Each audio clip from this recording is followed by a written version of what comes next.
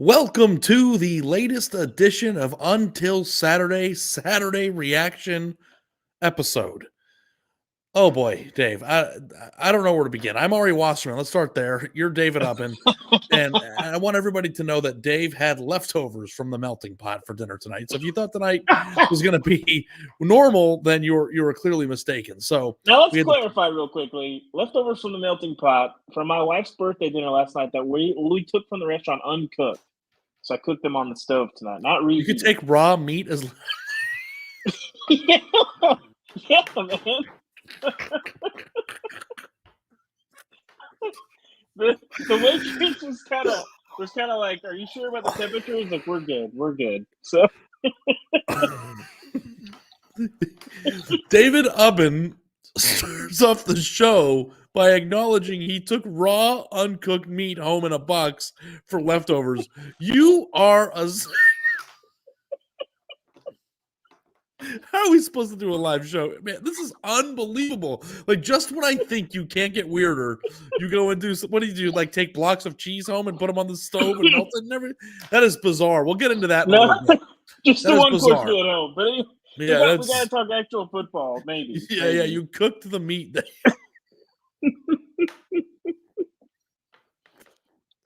All right. I was trying to hold us together. So USC just lost. It bet on its defense and won, then doubled down on its defense and lost. USC's out of the college football playoff race. That's the game that we just got done watching here live. But it was a full day. Before we get into the games and into the reaction to everything that happened, I just wanted to officially welcome everybody to the Until Saturday Week 8 Reaction Edition. Please like, comment, and subscribe on the YouTube channel if you're here with us live. And if you're listening to this on Sunday morning, please do the same with the podcast feed. Anything that we can do interaction wise, share wise, review wise, helps us continue to grow this podcast feed, which is, of course, something that we care about very deeply, and we cannot do it without your help. And on Sunday, we will be live again to break down everything else once the dust settles. If you want your voices recorded and played on the show, please leave a voicemail on the Until Saturday tip line. That's 316-462-9852. Again, that is 316-462-9852. Tell us your feelings about this college football Saturday, the playoff race, all the things that are happening, and whether or not you would ever take raw meat home from a restaurant. Lastly, sign up for the Until Saturday newsletter, aptly named the same exact thing. You will get all of your daily fills into your email from The Athletic, college football coverage. You do not have to be subscribed to The Athletic in order to subscribe to this newsletter. The link can be found in the show's description. And if you're not subscribed to The Athletic, we've got a lot of reporters on the road seeing all the big games. I'm not necessarily sure what to do with you. But thanks so much for coming. If you're watching this live on the YouTube channel Saturday night, please forgive us for the outdated graphics. Our producer, Camelina, is out on his honeymoon somewhere in Turks and Caicos, sipping a pina colada, looking at a beautiful sunset. And unfortunately, work-life balance, baby. we are not properly trained on this machine. So we're doing our best. We're live. We figured that out. That's the most important thing. We will get as many of your comments from the live chat onto the screen to cover that in order to try to make up for the fact that we don't know how to do graphics yet, which we will learn. Okay, Dave. Yeah. We have major upsets today. We have huge results in conference races. But let's just start at the top here. The play in the game of the day, the game that everybody was talking about, wasn't a particularly great game to watch if you're into offense and big plays, but it thought it was a revelatory game. Talking about the Iowa punt return, right? Yeah, we're talking about the Iowa punt return. We'll get to that too. I've got some strong takes about that, which I might write in a column at some point this week. But the Ohio State-Penn State game, the first big piece of context that we were going to get in that Big Ten East race. We came into the season unsure about whether or not Penn State would be able to come in and make a push for the playoff in the last year of the four-team edition of this college football playoff field. It did not do what we thought it could do in Columbus, Ohio on Saturday, losing to the Buckeyes 20-12. I think they went 0 for 13 on third down conversions. It felt like they couldn't score until the very end. Dave, just how do you contextualize what you saw from the Penn State game, and how do you think that kind of set the table for the Saturday that we had? Well, I think if you're Ohio State, you got to feel obviously really good about your defense that acquitted itself very well. What does Penn State have on offense? I'm not really sure. I don't think they had the receivers to test the secondary. But at the end of the day, that's a great defensive performance. Anytime, they have essentially 6 points with a garbage time touchdown there, you got to feel good. And if you're going to say the Penn State's not going to be able to score a touchdown until the last, minute and a half or whatever of the game, when the game was pretty much in hand, you're going to win that game. Now, I think this Ohio State team has got to get better before they play Michigan in 5 weeks. So that's got to happen. But if you're Ohio State, these are the games that you don't need style points. Yeah, there's a lot of things if you're the Buckeyes you're looking at and you're saying, I don't love that, I don't love that. They've got to be more efficient. They've got to be more efficient through the air, all of those things. But they won the game. Win the game. These are the games that define your season and get you closer to the playoff. So shout out to Ohio State for winning that game. And if you're Penn State, if not now, win. I sent you a text message about your mic. I don't think that it's plugged in correctly, so I just wanted to say that to you so you could check it. I got you. I think the biggest takeaway from this game, and people are going to want to talk about Ohio State, is going to be the James Franklin takeaways here. We're back. Yeah, we are back. You sound great. When is he going to win this game? And I know that Penn State season's not over. I know they still have a home game against Michigan where things could get, back into favor. Their playoff hopes are not completely dead. But from what we saw from the product of it, I'm not necessarily sure the thought process is, well, Penn State still has a shot here. It's like they didn't really feel like they were in position to actually win that football game at all. There were times where it was a one-possession game where they had the ball in the second half, and it still just didn't feel like a touchdown was possible. So kudos to Ohio State for winning the game the way that they did with defense, especially considering the fact that their number one corner, Denzel Burke, didn't play. Their top 2 running backs weren't in the game. They didn't have Emeka Egbuka. There were a lot of important missing pieces on Ohio State's team that did not play, and yet Penn State could not get the job done. And the thing with Penn State that I think is the most interesting dynamic is that coming into the year, Clemson just lost. Of all the years where we felt like Penn State could do it, all they had to do was split the Big Ten East big games, Ohio State, Michigan. Like, this was a very susceptible Ohio State team. Like, I don't think that we sat there and saw an Ohio State juggernaut, right? Now, I'm going to give them their flowers. I think that they could certainly beat Michigan this year. I think they could make the playoff. And hell, with the way that things look in the entire landscape of the country, I think that Ohio State could win a national championship this year. And I can say that with a straight face. But if Penn State had one dynamic offensive playmaker on their team, they could have won that football game, and they didn't. And I think that there are some people who are going to, give Drew Aller a hard time. He didn't play particularly well. He missed some throws, but there was really nobody out. I mean, did they hit a single pass downfield the entire game? Did they have a play of 25 yards or more in the entire game? If they did, they'd have a 34-yard pass. I okay, they did. I don't even recall that play. Here's the thing, though, Ari. Out of all that, though, 9 carries for Nick Singleton, 9 carries for Kaytron Allen. That's a problem to me. Well, they weren't getting yards. Well, they got enough yards. You got to keep working it.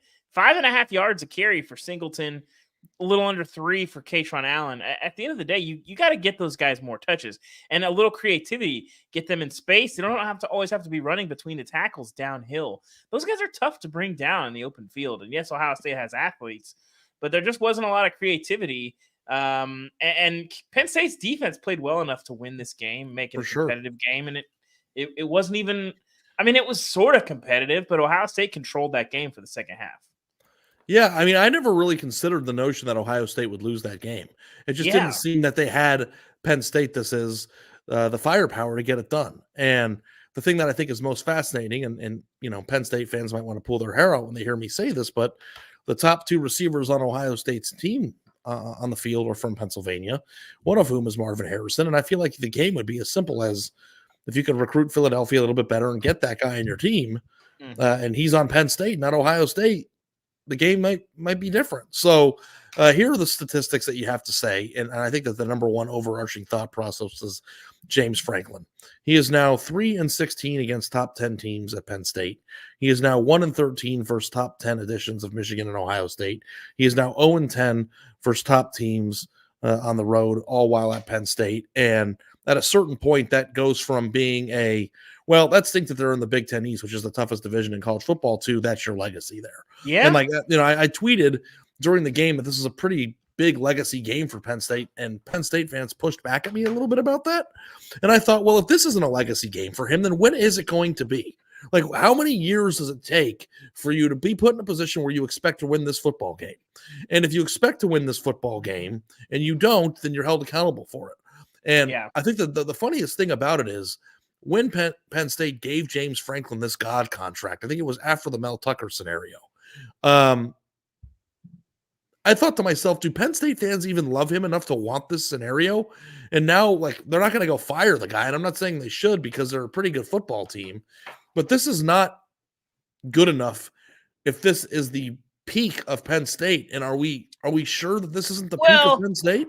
I mean, some of that stuff, I don't recall the timing of the James Franklin contract. Was that when Tennessee was coming after him? I think it was after Mel Tucker.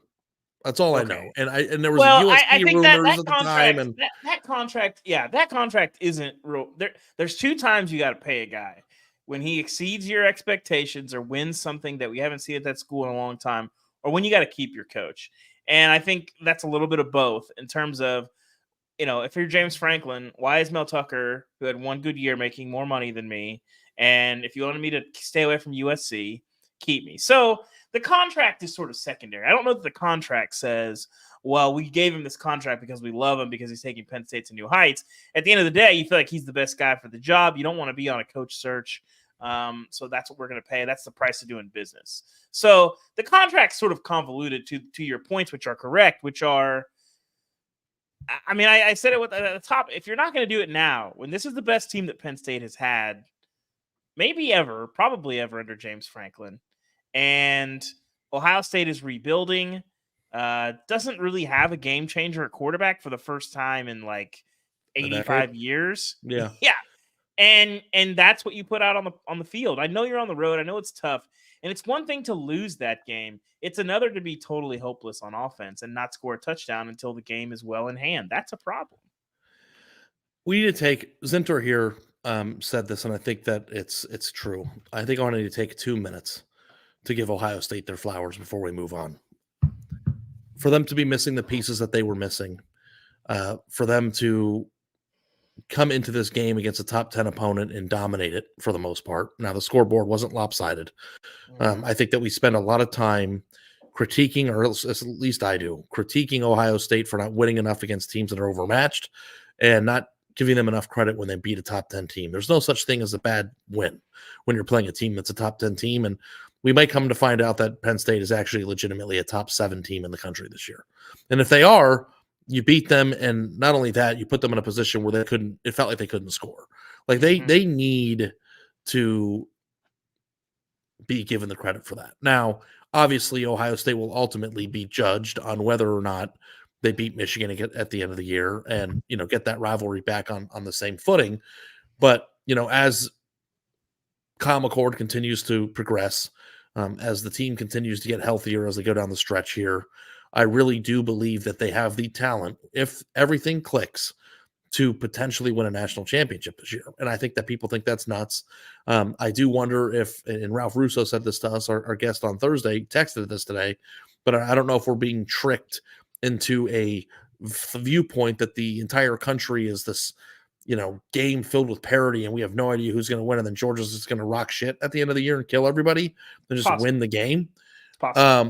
But Ohio State, I think, from an athletic standpoint, matches up well with Georgia on that field, as we saw last year, especially if they get going.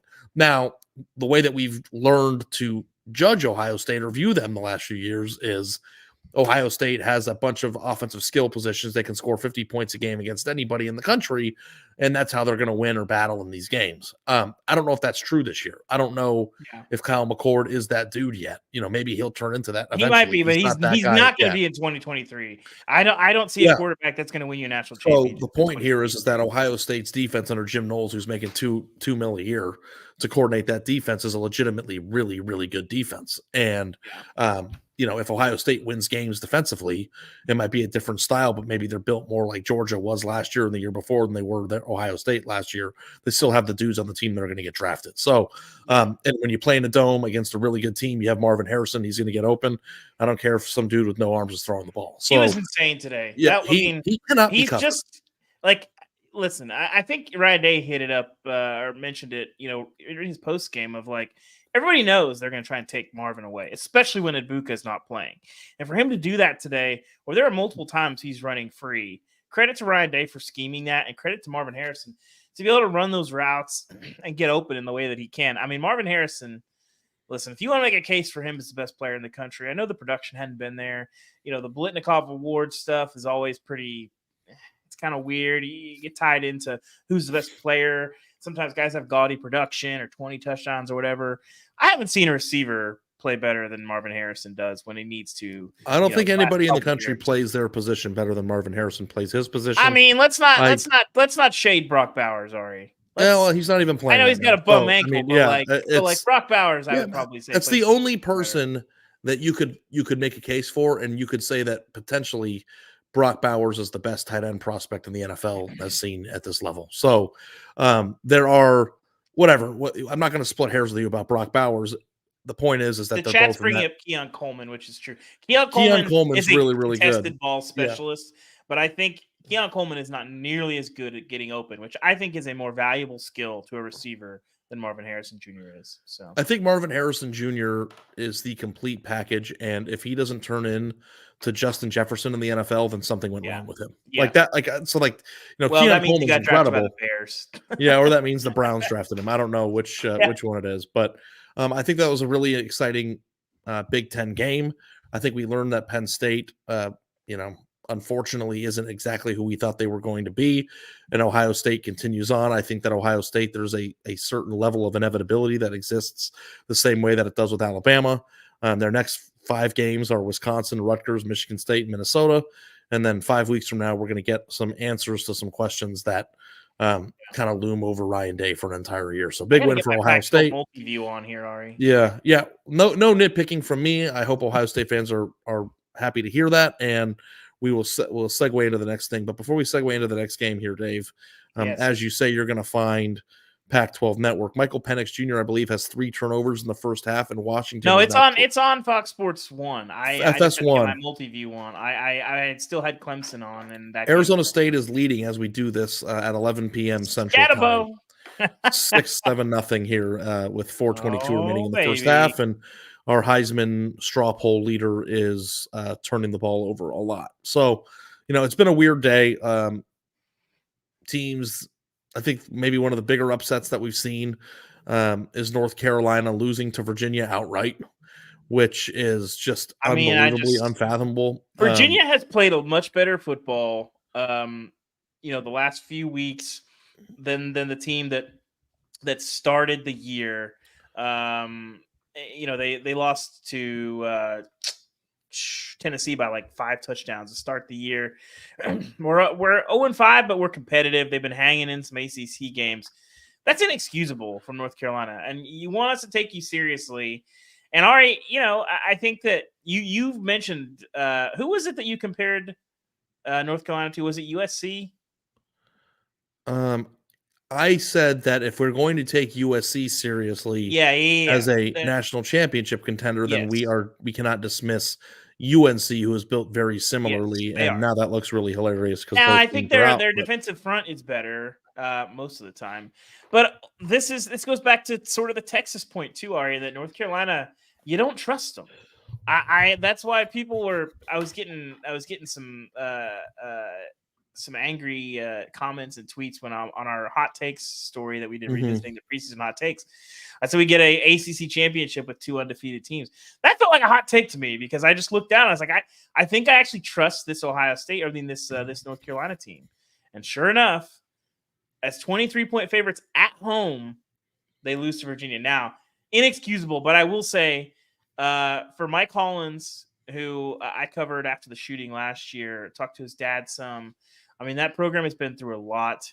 A cool moment for him to get 3 touchdowns today and not have to be the GOAT after that crazy fumble to force the touchback.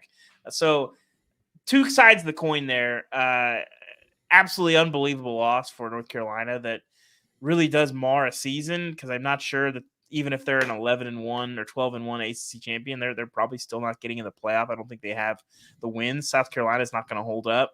But shout out to Virginia, because that was cool seeing the players and seeing Tony Elliott talk about how much that means to the program, and to get a win like that, their first top 10 road win ever, if I'm not mistaken. So Tony shout out Elliott to has as Virginia. many top 10 road wins at Virginia as James Franklin does at Penn State. That's Sorry, true, but one more.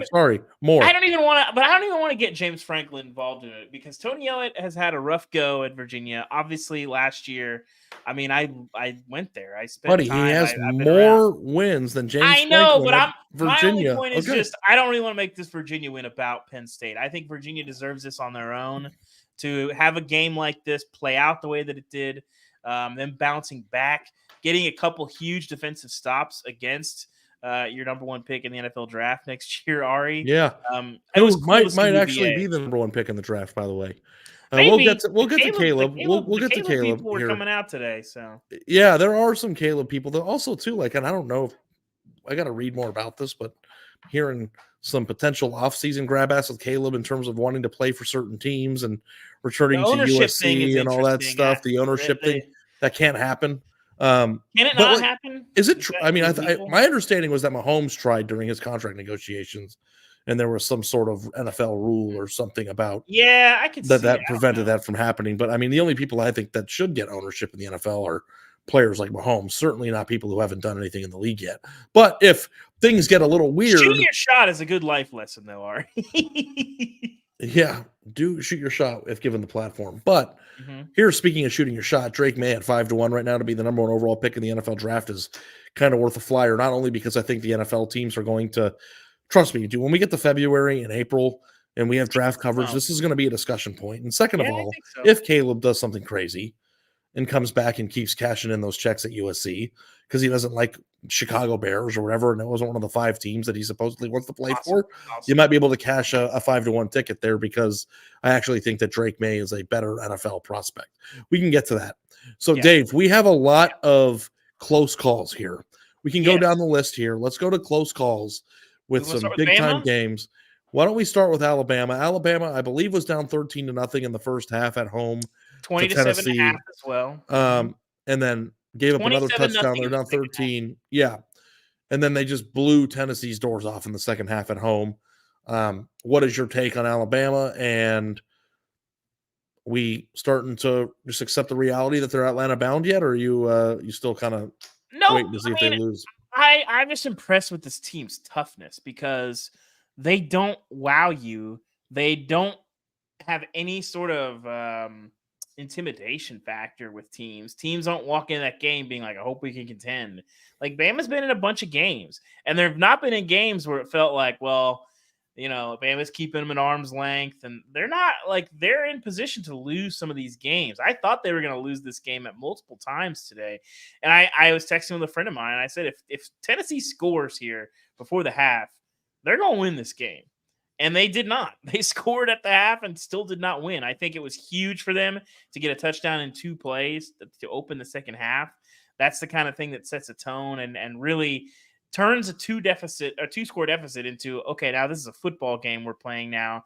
And I just am really impressed with this Alabama team's toughness mentally, because to sort of not flinch, not panic, in a situation where they were really getting dominated, looked a little lost offensively. The offensive line was doing what the Alabama offensive line has done a lot this season and really struggled. But they just kind of keep pounding, get some defensive stops, make a couple plays, and just outplay a pretty good Tennessee team that's probably still going to win 8 or 9 games this year. So this is not a great Alabama team, but it's a team that keeps finding ways to win games. Obviously is still talented, does still have a bunch of big bodies, and every now and then you see guys kind of pop, and they're learning how to play this game and run this offense around Milroe and allow him to do the things that he does best, which is run and chuck it deep. And this is a ugly Bama team that's also fun. A lot of those ugly Bama teams, the early Saban teams with, AJ McCarron and Greg McElroy and like Jake Coker, those were not fun teams. This Bama team is really flawed, but they're like one of the most fun Bama teams like since that first Tua team when they were like scoring 100 points. You want to know what the difference with this Alabama team is? And maybe this is just me watching it as a spectator. Mm-hmm. But so many Alabama teams were just like, you cannot lose. There's so much expected of you. You have to be perfect all the time. You're the best team. You can't let people down. And it's like the ship sailed on Alabama a month ago, and now they're just kind of playing football. And week by week, as they play football and they keep winning games, they become more and more relevant and more and more relevant. And like, hell, man, I'm here for a big time Alabama Georgia game in Atlanta. Like, I think that college football needs that this year. I want superpowers back. That's the people, by the way, because I feel like we should the idea of a championship week live until Saturday event.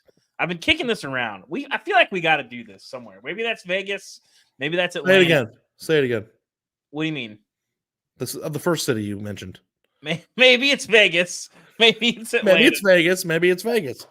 Either way, but I feel like just rent out some place and have our listeners show up. The problem, Ari, is that there are actual college football fans in Atlanta. I don't know how many there are in Vegas, but I feel like we had a great time in Vegas last year when we did it. Met some really good people. Mm-hmm. But yeah, I mean, I want to do it at a grungy casino in the South somewhere. Like, I want to do it in like Lake Charles. There aren't any. Yeah, there aren't any of those in Atlanta. So what's the casino? Tunica, Mississippi. You know how many nights I've spent there? I have spent 0 nights in Tunica, Mississippi. I've spent one. The cigarette smoke and the poker chips. God, that's my heaven. It's you and I'm the kind of guy that'll walk into a casino in Reno on Tuesday night alone, and just chill by myself in front of the table. I mean, that's where it's not about the glitz and the glamour and the shows and the double-decker burgers. Just let me just sit at a table and gamble like gambling is the main event. I still feel like a Friday night show in Atlanta would be very fun. Do a live show, hang out, watch the Pac-12 title game with the people, and then go cover the game on Saturday if it's and then go cover the game on Saturday. Yeah, then go to Vegas for NFF after that. So Alabama's remaining schedule is LSU at home next weekend. Two weekends from now. Sorry, bye week then. LSU, then at Kentucky, Chattanooga, and then Auburn on the road. So I think that who knows what's going to happen in that LSU game? They beat Army by 100. Tuscaloosa. In Tuscaloosa. It's maybe a really good game. Maybe Alabama loses. I don't think anyone's shocked if they lose, but Alabama looks like the team that's going to be undefeated in the SEC going into the Atlanta game and playing Georgia. And I think that would be nice for the sport to have this year. So Washington, by the way, may go into the halftime with 0 points here. Yeah, which I don't know what the prop bet with that have been, but I mean, listen, great. we're gonna be hung up here, and then I'm gonna go check out the live mechanism here, and wife's been sleeping for 2 hours already. So have to come back tonight if Washington loses. I don't think I am. I don't think I have that in me. Yeah, we'll talk about it. We'll see what it's like when we get to the end of this. Okay, next close call, and I think you've been dying to talk about this one. Texas and Houston. Weird game, Ari, because I kind of wasn't really. I don't think Houston's very good. I was surprised that they played the way they did against West Virginia last week, and then it felt like a letdown spot when you win a game like that. So I kind of had it on like Gamecast. I had my setup. I have my main TV when I'm at home, where I have sort of can control all the elements. My main TV, my office TV, and then I have I have a laptop with the self-created multi-view. I think I had Texas on one of those. And then when they went up 21-0, I switched it. And then all of a sudden it was 21-14. I don't know, Ari.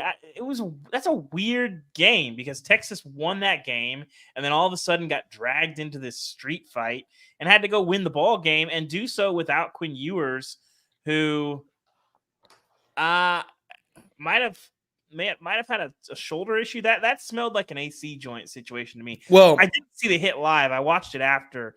That was a bad hit. That looks like when you see a lot of the AC joint sprains, it's when you see quarterbacks get driven into the ground.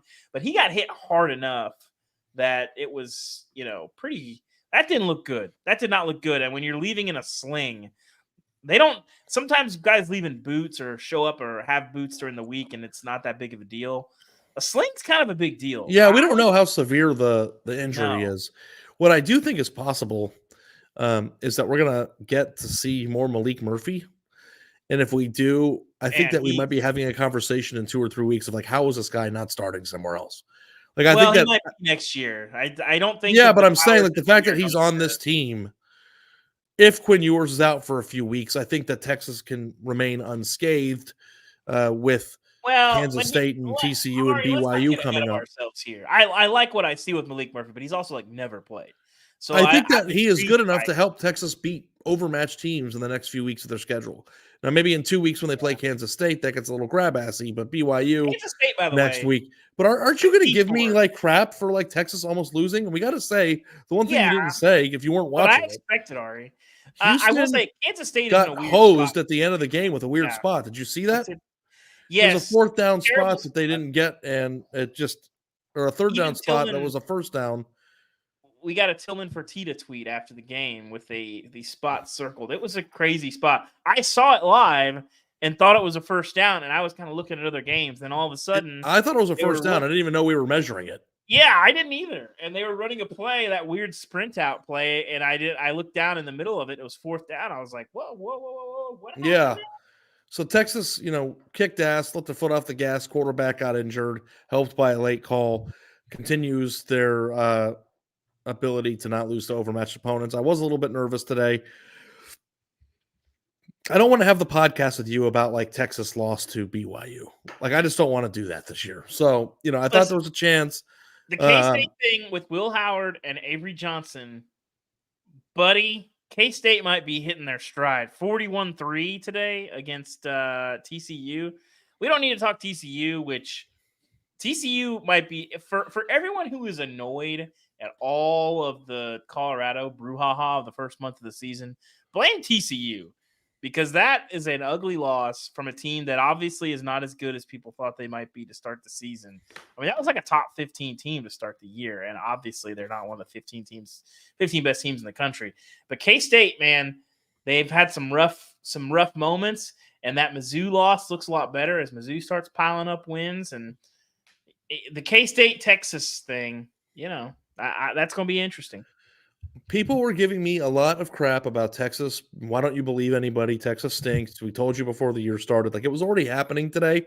So like, I'm kind of never just said Texas stinks, just for the record. but it's saying like Texas stinks. If they tell you who they are over the last 10 years, why don't you believe them? All the things that I'm going to get if and when they eventually lose to a team that they shouldn't lose to, but they were blessed enough to get out of the game with the W. I think that it'll be very important to see how Quinn Ewers is doing. I hope he's okay. You never want to see a team's quarterback get injured. But if he is out for an extended amount of time, for an extended period of time, I'm excited to see what Malik Murphy can do because I know he's a super talented, large, massive human being who looked as solid as you would need him to look in closing out that game. So also 5-star freshman running back CJ Baxter in for the game-winning touchdown. They have dudes on that team that haven't really become household names yet that are still helping them win. I like Texas, and hopefully it'll be different for them this year. Okay, another close call. Texas's rival. I don't know if this is just like hangover week or whatever, but Oklahoma. I warned you all on Thursday. Minute there where I thought that they could lose that one, and I loved Oklahoma minus 19 in this game. That didn't work out well to my favor. I hit Oklahoma live in the middle of the third quarter when it was about even, and that hit. But Oklahoma almost losing to UCF. What's going on in the Big 12 here, pal? I'm willing to just say, hey, everybody has a bad week. I think Texas took the foot off the brakes. They were looking really good early. Oklahoma, I don't know, man. Oklahoma just didn't play very well today. I kind of bought into Oklahoma, seeing what they did in Red River, but this offense has some weird moments, and UCF has really struggled this year. Has not really done much of note, and has had some rough losses as well. But for Oklahoma to do that against a team that it should be overmatched against, coming off of an idle week at home. It's a red flag, but I'm willing to give Oklahoma somewhat of a mulligan on this, and that everybody has a bad game. I think what they did against Texas impressed me enough that you start adding up these kind of performances. Like the Cincinnati game obviously jumps off the map. This one is right there with it. SMU was not bad, but they could have been more impressive there.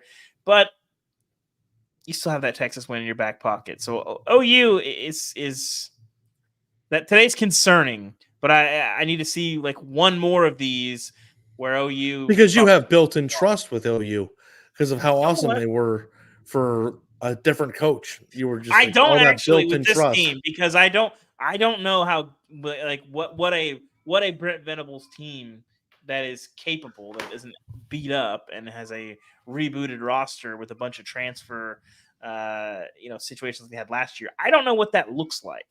So we'll see what Oklahoma looks like when they're chasing perfection under Brent Venables. But today was concerning. Yeah, I do think that you can't just get like too crazy overwhelmed by one result. So we'll give them a pass there. Okay. Do you want to get to USC getting bullied again? We should. It sounds like in the chat that Kyle Whittingham just announced that Cam Rising is not playing this year, which I think the tea leaves were trending that way. And if you're going to pick a time to do it, the time when Bryson Barnes rises up and that run at the end of the game, holy crap, man. He was won the working at game Lowe's not long ago as a walk-on. Shout out to Bryson Barnes, man. I believe my friend Shahan Jayaraja over at CBS, I've known Shahan for quite a while, said he's the most Matt Saracen player in college football. I would say that fits. Is he taking care of his grandma? Probably. The thing that when you have a guy working at Lowe's not that long ago is that's very cool. Yeah. So USC is just now officially dead in the national discourse. They have a very, very brutal schedule coming up at the end of the year. Are we just at the point now where they're not relevant? It's like we don't talk about them anymore. Like, what is there to speak about? They're already gone. They are who they are, and they've lost enough where, like USC. The most incredible thing about the game, Dave, is that you tweeted this. They bet on their defense. They were down by 8 points, I believe. They were down by 8 points with like 3 minutes and 3:30 left in the game. They faced a 4th and 20. They kicked the field goal. It makes sense. It's 4th and forever. But you bet on your defense. They had 2 timeouts left with 3 minutes left in the game. They get a stop back. Zachariah Branch, punt return, all the way down to the 11-yard line. One play later, Caleb runs it in. They don't get the 2-point conversion, but they leave a minute and change on the clock. And then sure enough, their defense trots back out there again, fresh off of a stop that I didn't think they were going to be able to get the first time. Let's Utah just march down the field with no real pressure there and kick a game-winning field goal to end. It's just like, God, they don't play defense. They're a bad team. They're a spectacular quarterback, and I don't know what there is left to say about them. Well, they're the inverse of Iowa, Ari, in that we knew this is who they were. You could see the flaws the first month and a half of the season, but they keep winning, so they're going to stay relevant, even though like we've said all season, the Bear was coming for him, and Bear Alexander cost him tonight. Some rough penalties from him, especially that one on that final drive. But now they've lost, and they'll probably fall out of the top. Definitely out of the top 20. We'll see. I imagine they might hang in the top 25. But this is who they are, and we knew once the schedule toughened up that they were going to lose games. I don't know that I thought they were going to lose. They're trending in the 8-4 direction now. I don't think I thought it was going to quite get that bad. But we've been on this. We've said Oregon and Washington were on another level. Maybe they're not on Arizona State's level. But, there are two teams that looked more complete. And eventually those things bear themselves out over the course of a season. And that's what we're seeing from USC. It's just like they had the Heisman winner. The Lincoln storyline is interesting. So we were going to talk about them, but the flaws are showing up. Yeah, it's just an average team with a spectacular quarterback who Jeffrey Chen here just said, honestly, what motivation does Caleb have to even play anymore? He's not going to win the Heisman, no playoff chances. And I guess if you were going to be bolting to the NFL as the number 1 overall pick, you could just go get a nice condo in Malibu and train for the next few months and get drafted number 1 overall. But as we said in the beginning of the show, people always say that, but these guys are not built like that, are you? Like the game. It's dangerous, all these things, but like it's fun, and you have a loyalty to your guys. I on paper, yes, that makes sense. I understand. Is there a discussion to be had though about whether or not you think he is a generational NFL quarterback draft prospect? Well, generational in general is a term that is overused. I don't think he's generational in that, like, if you're an NFL team, you got to. But Trevor Lawrence was, right? Presumably. I mean, he the way people talked about him, yes. That was him through high school of like, this guy is like the next Joe Montana. Like, this guy's going to change everything. And he, for the most part, lived up to the hype. We're seeing him kind of come into his own. It was a little slow. He got stuck with a year of Urban in Jacksonville that kind of sort of was an arrested development situation with him. But now you got Doug Peterson. You got some weapons around you. Calvin Ridley, Christian Kirk, all those guys. So we're seeing that. Generational, no. He's the number 1 pick. I think he can be an NFL star. He can do some amazing things. If you were starting things. an NFL, or if you were hired to be the GM of an NFL franchise who had the number 1 pick next year, would you take Caleb or Drake May? I would want to. Here's the thing. I would want to have some really like psychological study of these guys and get the private eye, like get the coach intel. Because I'm not a big, like, those guys obviously both have the physical talents. I think Caleb has an edge to him that can really pay off. But I want to know, like, the whole thing of, like, do you love the game? Is this the only thing you really care about? Do you, are you obsessed with watching film? All of those things. It's the how much do you love it, and how much, like, the internal, the mind stuff, and the commitment to it. That's what I think really separates, because the talent is there. So I would probably go with Caleb, but I think you could go with Drake as well. The main thing that strikes me with Drake is we get some stink bombs from him like once or twice a season that I'm not sure we ever get with Caleb, and that would worry me. Yeah. Well, so long, USC. Next year we'll talk about you, and maybe we'll maybe Caleb will still be on the team, and Ubben can get you all fired up for that Week 10 game to see if you can be the 12 seed, because that's kind of where it's headed right now. And also, just for the rest of the seeding, everybody. The chat keeps bringing up Michael Penix. Guys, Michael Penix is old, which will hurt him. He's torn both of his ACLs. He's also had another shoulder thing. The health, like, Michael Penix is probably at best a day 2 pick, just mostly because of the health thing. If Chicago has the first 2 picks in the draft, though, and they're like no longer in on Fields, like, just the notion of getting Caleb Williams and Marv, or Drake May and Marv, is like the most insane. Like how could you get a fan base more fired up than that draft haul? Like, it does, like, more hype does not exist. I'm a believer in franchises. Like, the competence of a franchise matters almost as much as the player. I'm just saying, if you're a fan, what could get you more excited than that result? Not much, but I would also have not a lot of faith in my coaching staff or my front office. If you're a Chicago Bears fan and they take those 2 guys, there's not a more invigorating April you could possibly have. It would be the most euphoric offseason coup ever. Okay. Here's another game that we need to talk about, and broke my heart in a big way today, because Duke plus 14.5 did not hit. Florida State, Duke. For a minute there, Florida State was looking a little iffy. We were wondering if the ACC was going to die tonight. Florida State turned it on in the second half, beats Duke 38-20. Did they turn it on, or did Riley Leonard hurt his ankle again? Riley Leonard hurt his ankle.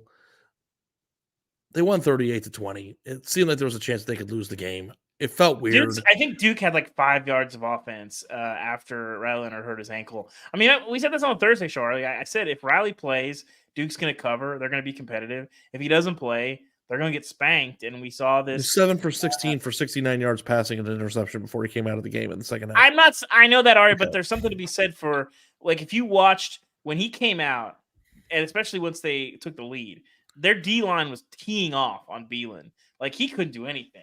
They were just bringing guys and stuffing the run, and the offense completely shut down without Riley Leonard on the field. So regardless of the numbers, there is a respect factor that Riley Leonard commands that Beelan does not, and there's a reason why they just couldn't do anything, and then Florida State just mowed them over. I think the offense caught up. That throw that Jordan Travis had to Keon Coleman was unbelievable. The one that he caught basically with his thighs.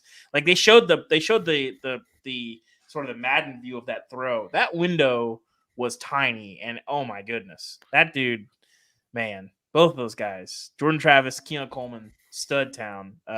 Florida State, that's a dudes everywhere team, Ari. Yep, dudes everywhere team. Next games are at Wake Forest, at Pitt, home against Miami, then North Alabama, and then the rivalry game with Florida on the road. Mm-hmm. I will say, Ari, we got to give a shout out to, I don't remember who it was that tweeted it at us today, but they said that we should start calling the Big Ten West the Duds Everywhere division. It is the Duds Everywhere. Okay. That's a really good segue for Duds Everywhere. I got a lot on my chest. Okay. I was in Vegas last week. I was having a good time. I was getting loose with my buddies, watching the NFL games, having some drinks, having a little time. I read your column last week about Iowa. Mm-hmm. And I understood the point you were making. It was a fine point. But I didn't think they deserved it. Like, I don't know if it's just me, but the little old Iowa is going to make the playoff or is 4 quarters away from the playoff or is going to make it to Indy despite the fact they don't have an offense. Like, this cute little story about Iowa. Like, I started resenting it because I'm disgusted by Kirk Ferentz and what he's doing to that program. It's tough to watch. And, like, I got to tell you. Telling to watch. So we have to talk about the way Iowa lost first. So Iowa lost approximately 6 days after Dave's column, so we can finally just put it. Am I still playing Indy? I don't know. I haven't done the math. They're a game behind Wisconsin, but they've got the tiebreaker. They've got the tiebreaker. Iowa lost to Minnesota 12-10. With 2 minutes remaining in the game, Iowa returned a punt for a touchdown. Cooper DeJean. But it got called back because he was flailing his arms around. And people were confused by it, and then they called it a dead ball. Was it fair catch? They called it an invalid signal. Invalid signel. I mean, it's confusing. You see that motion a lot on punts, which basically means get away, but it took a fair bounce. And sometimes punt returners, you see That's not what he did, though. But he did. He did the get away. He was doing this with his right arm. One hand was kind of high, and they asked him after the game. He's like, "I've never signaled for fair catch with my left hand in my life." It was kind of high, but he clearly was signaling for everybody to get away. But then it took a friendly bounce, and he thought he could run up on it. Anyway, he returned the kickoff or the punt for a touchdown. They called it back. Iowa got the ball with roughly a minute and a half left, and obviously they didn't go anywhere. So Iowa lost the game. I was tickled by it. Now, let me say, I respect Iowa fans. I respect that they keep showing up. I respect the people. I think they're great. They love their team. They support their team. They have rational expectations. I could not say anything nicer to Iowa fans, and I want you to know that I'm with you on this. Mm-hmm. That said, I am very, very, very happy that Brian Ferentz and Kirk Ferentz can't keep getting away with this. You don't deserve to smirk for a 17-12 win when you're not investing in your team and your program the right way. You are abusing the state of Iowa. You're abusing the university, the program, and its fans in order to line your pockets and your son's pockets. I don't want to talk about how cute it would be if Iowa made it to the Big Ten championship game. I want them to lose. You can't get away with this. They're not trying. It's not fair. It's a mockery. I find it disgusting, and I'm glad that they lost. Because the only way that we'll get change in Iowa City, the drive to 325 or whatever it is by failing. We can't validate Kirk Ferentz and his son with winning games and making us. I don't want to hear in a press conference, well, we played in the Big Ten championship game. I don't want to hear it. I'm tired of it. It's a mockery. It's disgusting. I hate it. Yes. All true. Are you with me on this? Or I don't know. No, I'm with you. I think do Iowa fans even care that they lost? Or they're like, finally, we're going to get some change. The thing that is so sad about this is that you're putting Iowa fans in a position where they don't even know if they want to win or lose. Yeah, well, from what I talked to Scott Dochterman, our Iowa writer, a little bit about this last week, and he said that there's a lot of people who would rather lose and get him fired than win and keep doing this. And that's a complicated question because you're talking about the macro issues from the program and what's best for the program long term. And also, if you're watching games every Saturday where you might score one touchdown and you're probably not going to score against the Penn States and Ohio States of the world, at the end of the day, you want to win games, but this is entertainment, right? And if you're devoted to this team that's deeply unentertaining, that's a problem. That is a problem. People like to spend their fall Saturdays doing this. So I'm with you on this, Ari. This is part of why I am so entertained by this chase, because it does fly in the face of trying to build and trying to chase greatness. And we've mentioned this before. I don't know how you can look at that product and say this is what gives us the best chance to maximize our program. That is what it is. Yeah, so we'll see. Maybe they'll still play in Indy. They don't deserve it. They don't deserve it. Their coach. Well, here's the thing, Ari. Who in the West does? The West is terrible. I just kind of feel like Iowa isn't trying, at least. That's probably fair. But other teams are trying. I mean, they're good. They can't beat Iowa. So what does that mean? Yeah. Wisconsin lost to them at home last week as a double-digit favorite. Listen here, too. Next year when the divisions disappear, they're not going to get the benefit of the doubt. They moved the ball 2 yards for the entire second half. That's crazy. Think about that. I don't know what's crazier, that or that they did that and probably should have won this game. Yeah, I don't know. I just it's like the Jesse Pinkman. He can't keep getting away with it. That's how I feel every time. When they returned that punt for a touchdown, I was like, they cannot keep doing this. Well, not only that, Ari, but let's also that defense didn't give up a touchdown today and lost. And a couple of those field goals, if I'm not mistaken, were very short fields. They had a couple sack fumbles deep in their own territory. I mean, if you don't give up a touchdown and you don't win the game, you got to do some soul searching. And the problem is that they did that and it's not surprising, which is a problem. We should be saying, how did that happen? How do you not give up a touchdown and still lose the game? We should be wondering. This is a crazy statistical oddity. No, it's Iowa football. It's a problem. Kirk Ferentz is disrespecting his program, his state, and his fans. That's all I got to say about it now. Okay, let's go to your alma mater, Dave. Mm-hmm. Mizzou laying the wood on South Carolina. We got a post-game outburst from Shane Beamer again. Now, this one about the size of the post-game media room. I don't know if you saw that, but it was great. There's some construction going on. There's nothing post-game funnier to me it's not great than anticipating what Shane Beamer is going to say in a news conference after his team loses. But Mizzou is in a really interesting position right now, Dave. They beat the crap out of South Carolina 34-12. They improved to 7-1. They've got a week off now, and they're hosting Georgia for their next game. Oh, no, they're on the road. That's in Athens. They're in Athens. But they got 2 weeks to prepare, 7-1. Also, I'm going to the Florida-Georgia game next week. Mm-hmm. Maybe a potential for grab ass there. Maybe not. I don't know. We'll see. Mizzou. Well, they should be 8-0. Just for the record, they were up 15 on LSU and coughed that game up at home. But this is a weird season because the offense is so much better than everybody could have thought it was going to be. And the defense is probably slightly worse than a lot of people thought it was going to be. But ultimately, Kirby Moore has done a fantastic job calling plays in the offense. Blake Baker's getting it done as a defensive coordinator this year. And Brady Cook is playing, outside of Jaden Daniels, probably as good as any quarterback in the SEC. And when you have Luther Burden and Theo Weiss, out there, The running game's been pretty strong with Pete and Schrader. They got a bunch of good backs and their D-line. I mean, they're a good team. Can I see a world in which they go into Athens and beat Georgia? That's hard to see. That I don't think that that's a real thing. But the idea that they could get to Athens and be 7-1, maybe 8-0, and you're playing for a lot. I mean, this is the highest stakes Mizzou game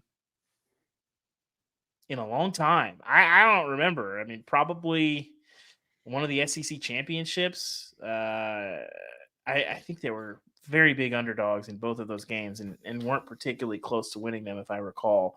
But this is some high stake. You're playing in some rarefied air here, where you might be floating into the top 10, and that might be a top 10 showdown in a couple weeks. So I might have to go down there. I'm intrigued to see. And as a very smart person in the chat noted, no Brock Bowers, which we've seen enough from Georgia. I think that game, the Georgia decides that game. If the Georgia that played against Auburn and South Carolina shows up, Mizzou's winning that game, period. If the Georgia that showed up against Kentucky shows up, Mizzou has no chance to win. I think this is a very nice segue to a question I wanted to make sure I asked you before we got out of here. Okay.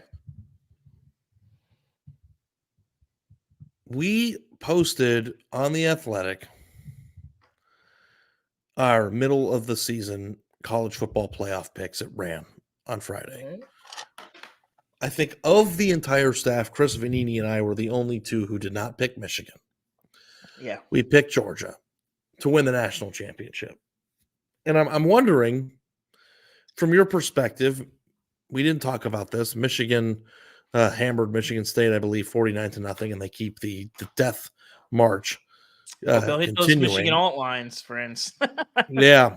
And hopefully did not steal signs and just kick the crap out of them.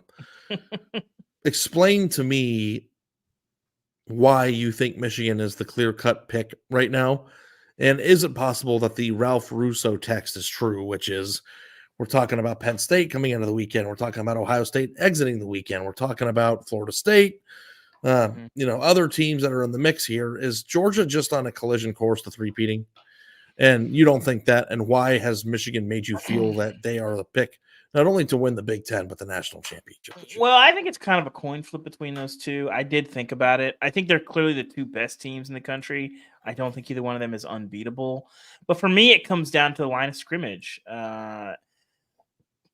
Michigan's really good on both lines. They have what I think is probably the best offensive line in the country. Their defensive line is very good. They've been untested, but so what? There's something to be said for beating the crap out of people. And what Michigan is doing. Defensively, they're just really solid. And Georgia's been really up and down, and Georgia's still trying to figure out what they are. This Michigan team is a team that knows who it is, has leaned into that identity. They're going to run the ball. They're going to run a bunch of play action. They're going to set J.J. McCarthy up to make some easy throws. And I think at the end of the day, when you look at the playoff last year, this Georgia team is demonstrably worse than it was a year ago, clearly. And this Michigan team is probably a step better than they were. And when you do all that math, it tips the scales enough for me to say I feel like the Wolverines are my pick for the champion. I'm very curious to see if this season is actually going to play out where we have 7 legitimate contenders to win it all on November 12th. Mm-hmm. And it just turns out that actually one of those 12 wins it, or if Georgia just has an easy path to the championship this year. I don't know. There are no teams. I want to see Georgia and Bama in Atlanta. I got to say Yeah. Are you getting excited about that? Well, yeah. I mean, I think so. Your life on the line right now, Dave. Does Georgia lose a game this year? The whole season or regular season? Regular season and SEC championship. Life on the line, no. Yeah. But I will say, Alabama being in situations where nobody thinks that they're going to win, which there's a lot of football between now and then, but they don't play a lot of those games. And Ari, do you remember the last time that nobody thought Alabama was going to win a game? What year was it? It was the 2021 SEC championship game where they kind of limped into Atlanta, and Georgia had been kicking the crap out of everybody all year, and Bama laid the smackdown on them. Bryce Young beat the so-called greatest defense in the history of the world. Oh yeah, then they score like points. 50 points. Yeah, 41 points.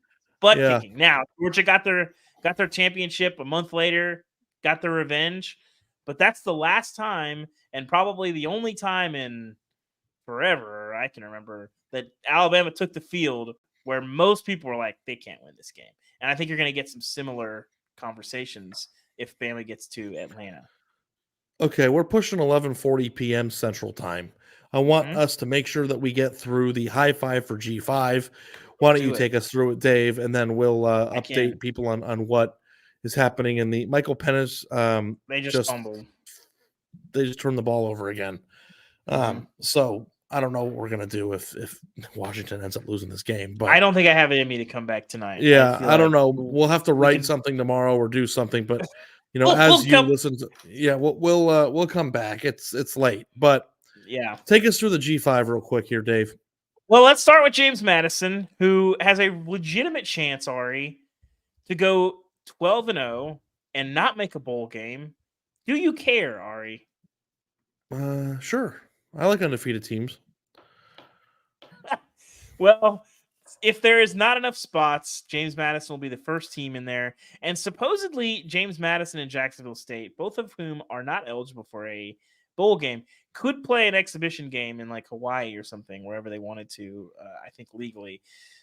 In general, I hope we get to these teams in the postseason. I understand the rule. The rule is in place. People think that they don't want teams moving up, but James Madison is one of the best teams in the G5. Is that like a thought process? Yeah, they haven't really played a huge opponent, but yes, that is generally. Well, explain to people why the rule's in existence. The rule is in place because they don't want teams. You can make a lot more money in the FBS, and they don't want teams that aren't ready for a million different reasons: facilities, money, roster, all these things.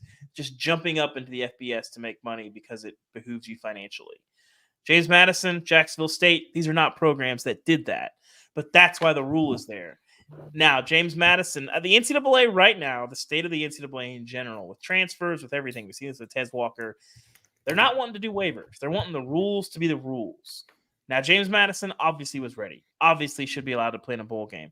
But they're worried about, hey, if we grant them this waiver to say, okay, you guys can play in a bowl game, then their question is, are we just opened up Pandora's box? That's where we're at. So it's annoying. It sucks. I feel bad for James Madison. Hopefully there's a situation where there's not enough 6-6 teams and they get to play in a bowl game because it's be outrageous if they're 12-0 and their season just ends there. So they win this week at Marshall. Nice win for them.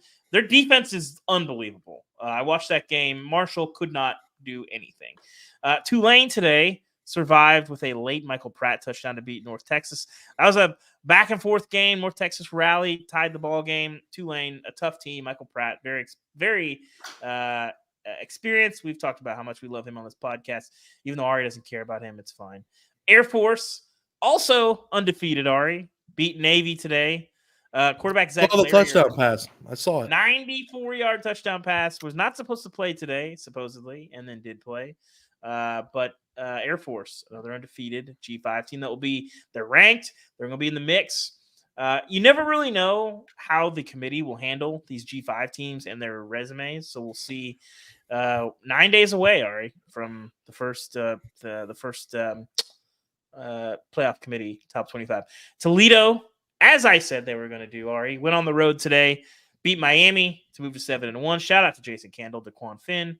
And Grayson McCall hurt today. They took him off the field on a board after a head injury. Tim Beck did say that he was fine. It was just protocol. Hopefully Grayson is okay. Coastal got it done against Arkansas State. Closed out pretty strong there. So that is our high five for the G5. Ari, please wake Arizona up. State. Are you watching this game? Yes, I'm watching it. It went to commercial, so yeah. So you saw them punt on 4th and 6 from the Washington 36 right there? I wasn't paying attention to context. I saw the punt, but yeah. It was 4th and 6 from the Washington 36. That's a surprising decision from Dillingham there. Kenny. What I don't know about that one. are you doing? Okay. Thank you guys for listening to the latest edition of Until Saturday. If you stayed up to listen to it live on YouTube, you are a special listener. We appreciate you very much. Our people. You are people. We are recognizing your names. We're getting your personalities, and we would love to hear your voices. So please participate in the Sunday Sound Off show tomorrow. If you're listening to this on Sunday morning on the podcast feed, then it is tonight, Sunday afternoon, in between the afternoon and night NFL game. Please call 316-462-9852. Again, that is 316-462-9852 to leave your questions, comments, concerns, insults, thoughts, wishes, prayers, anything. Your voices will be heard and they will be played. If you don't want to leave a voicemail, you can also text that line for written questions. We will obviously air towards the voices because that's what makes the podcast sound best. If you could rate, review, share, whatever you can do, thumbs up, screenshot, put it in your story, whatever you can do to help this show grow, whether it be in the podcast feed or on the YouTube channel. That's certainly appreciated. All right, my wife does dramatic readings of the Apple Podcast reviews, and it's very entertaining. Does she read the ones where they're mean to you? Yeah, because she doesn't work on the internet at all, so she's not aware that the internet is very mean most of the time to everyone, basically. And she's like, "What's wrong with these people?" I'm like, "They're on the internet. I don't know." My wife is on Twitter, just kind of off in the distance. You can't no name or anything. Yeah, and she sees the things that people see, and people. I just don't understand why the general temperament of just the average person online is just hateful and mean. I don't know. My wife is extremely not online, and it seems like a good life choice. But I don't understand, because I would hope that the main baseline temperament of a person isn't that way. So what is it about Twitter? It's just when you get the mask on, people do. When you have the veil of anonymity, people are different. They're sort of the id pokes its head out today. I think that's probably part of it. We should do a mean tweet segment. It'd be pretty funny. I feel like a mean tweets on a Saturday would be good. All of mine would be Tennessee fans. I mean, people say some really terrible things. Yeah, I mean, some people say racist, disgusting things. So I mean, it'd be funny ones that we would do mean tweets on. Some of them are just you're a terrible person.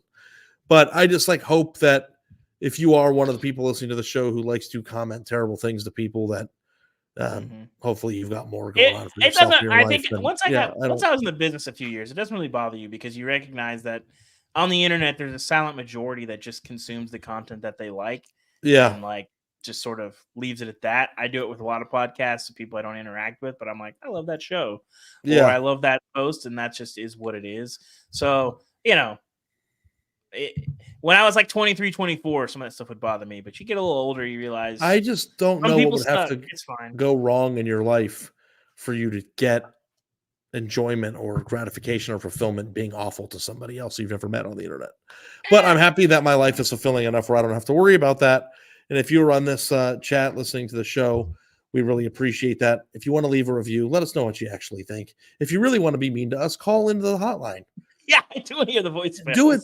Just do it with your real voice. You don't have to say your name. We don't know your phone number. Say, hey, this is Keith from,